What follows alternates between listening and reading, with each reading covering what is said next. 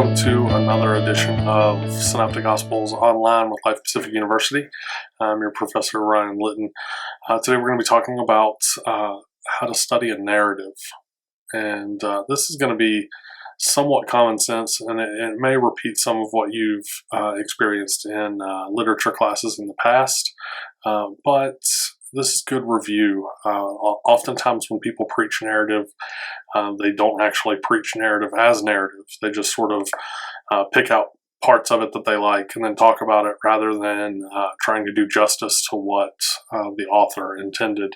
And so that's what we're going to talk about today is what is the point of a narrative? What is the author trying to do? And we're going to look specifically at Luke 1. Luke 1 has 80 verses in it. And so we're not going to read those together, but I'm going to sort of outline for you what you might get from Luke 1 if you were doing narrative study for it. Okay? And then we're going to look at some other perspectives on this passage that hopefully will be interesting for you. So the first thing that we want to look at is the setting. The setting of the passage, you should describe this in 1 to 2 sentences, and you should deal with the location, the timing, and also socially what's happening around the passage. Especially for Luke, the social location is very important. What people groups are around, how they interact with one another, that sort of thing. And so for our passage, we're going to want to talk about, it's the days of King Herod. There's proximity to the temple, which is the center of Jewish life and hope. And then social and spiritual, the people hope that the Lord is going to take care of them. There's this overwhelming hope in the first century for a Messiah, for the deliverance of the Lord from the Roman people. And so we can see that in this passage.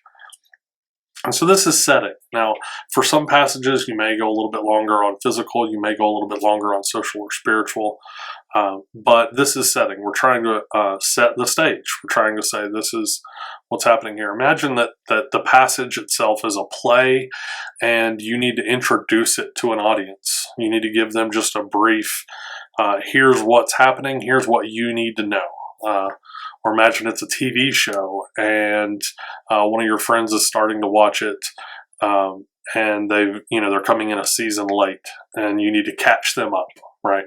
So what's going on? Who are the people? Where are they at? Why does that matter? That sort of thing. And so that's basically what we're doing with setting. Okay, characterization is where we're going to try to describe who these characters are and what are they like. Not just saying like Zechariah is there, but specifically like who is he? What kind of person is he? What does the narrative give us about who he is? Now sometimes the narrative won't give you much, and that's likely intended. If the narrative doesn't give you much detail about someone, they're what we might call a flat character, and the author might have an intention behind that. So what you're going to want to do is identify each character that appears in the passage, and then for each of them, you're going to want to list out some traits, some qualities, actions, or attitudes that are either explicitly mentioned or that seem to be there, sort of alluded to in the passage. So for Zechariah, we see that he's a priest. He's specifically of the order of Abijah, and his wife is also a descendant of Aaron. So he's stayed faithful to commands for priests to carry out his priestly duties. Both are specifically labeled as righteous. That is, they are covenant faithful, though they have no children, which culturally speaking suggests divine disfavor. He shows proper respect for divine messengers, which is fear, but he's willing to question God, which seems to kind of run contrary to that a little bit. So he's definitely a complex character, not a flat character.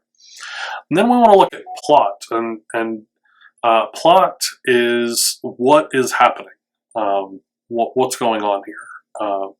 And so what's the story? What is the conflict? What is the climax? What is the resolution? This is likely what you've seen in literature classes.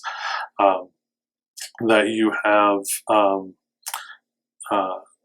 rising action, climax, falling action, and resolution, and those sorts of things. And so you're going to want to describe the passage in terms of take 2 to 3 sentences on each of the sequences in the passage, 2 sentences that identify the conflict that the passage centers around, and then 2 sentences that describe the resolution of the conflict. Now, this is where, when people are preaching narrative, they often miss this. The point of a narrative is the conflict. The point of the narrative is, what's happening here, what is the issue that's being addressed, and how is it being resolved. So remember that for the conflict and resolution, you may have to investigate the surrounding context, since the passage you are examining may be a part of a larger sequence of events. We sometimes in Luke, especially, we have a repetition of stories that sort of all work together. You can think of this in Luke 15, where you have 3 parables in a row. You have lost coin, lost sheep, and lost son, often called the prodigal son. And those 3 parables are helping us interpret each other. Okay, and so in each case, you have something precious that is lost, and so that repetition is kind of helping us. So if you were only studying one of those parables, you'd want to branch out and look at the other ones to kind of help you from an interpretive standpoint. So for our passage, verses 5 through 7 are an introduction, providing much of the setting for what follows. The main scene occurs in verses 8 to 20 as Zechariah is visited by Gabriel. There are 2 aftermath scenes that relate further developments in the story. The conflict, the first conflict, comes with Elizabeth's barrenness. But this leads to the larger conflict of Zechariah's question of, how will I know that this is so? The climax of this is the muting of Zechariah, and the resolution, at least initially, is the removal of barrenness.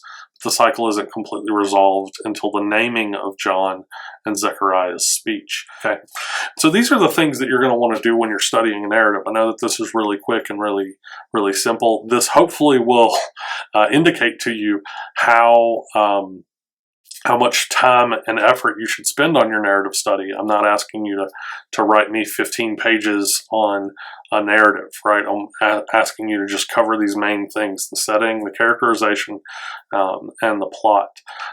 Characterization, by the way, is something that we do all of the time. You do this when you watch movies. You do this when you read books, anything like that. Honestly, setting a plot as well.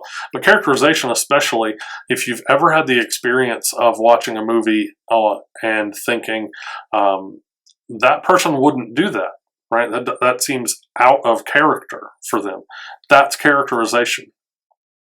If you've ever, read a book and then watched a movie adaptation and then thought, like, no, that's not how that person would behave. But you have a characterization of them in mind that isn't being reflected in the media that you're seeing. I'm a big Star Wars fan, big comic book fan, Marvel, Spider-Man, all of that kind of stuff. And this happens for me all of the time, right? Where I have thoughts in mind of specifically how someone should be portrayed, and then they're not. You may have noticed in some of the lectures that I have a tattoo. My tattoos from my childhood. I didn't get it as a child, but it is a callback back to my childhood and G.I. Joe specifically. And I have all sorts of G.I. Joe figurines in my office here, and that was Storm Shadow, and this is Snake Eyes. And Storm Shadow and Snake Eyes both in the comics have this tattoo. And so growing up, they were sort of heroes of mine, specifically Snake Eyes. And all of the movies that I've seen for G.I. Joe have not portrayed Snake Eyes appropriately, based on my characterization of him, based on how I understand the character. They have not portrayed him accurately, in my opinion. And so we all do this when we watch stories, when we read things. We all do this sort of intuitively. And so like anything in biblical interpretation, we're trying to take what is subconscious, and we're trying to raise it to the conscious level. Okay, we're trying to make you think about what you're doing instead of just kind of doing it naturally and not really considering it. So Before we go, I do want to show you one other thing regarding narrative study that I think is fascinating. This exact passage is actually represented in the Qur'an. I mentioned this in an earlier lecture. And so I want to show you, this is in Surah 3. And the chapters of the Quran are called Surahs. And so this is part of Surah 3 that replicates our narrative. So I'm just going to read through this for you real quick and show you what I think is really fascinating here. So surely Allah chose Adam and Noah and the descendants of Ibrahim and the descendants of Imran. Imran is Mary's father, above the nations. And when a woman of Imran said, "My Lord, surely I vow to thee what is in my womb to be devoted to thy service. Accept therefore from me, surely thou art hearing of the knowing." And frequently in the Quran it will say things like this, surely you know, surely you hear, that sort of thing. So when she brought forth, she said, "My Lord, surely I have brought forth a female, and Allah knew best what she brought forth, and the male is not like the female, and I have named it Maryam," or Mary. "And I commend her and her offspring into thy protection from the accursed Shaitan." And this is Satan. "So her Lord accepted her with a good acceptance and made her grow up a good growing and gave her into the charge of Zechariah. Whenever Zechariah entered the sanctuary to see her, he found her with food. And he said, 'O Maryam, whence comes this to you?' And she said, 'It is from Allah. Surely Allah gives to whom he pleases without measure.'" Now, thus far here, we would say that there's a relationship between Zechariah and Mary.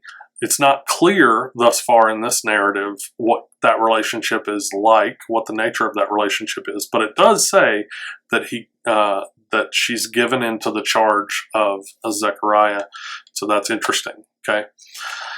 There did Zechariah pray to his Lord. He said, "My Lord, grant me from thee good offspring. Surely thou art the hearer of prayer."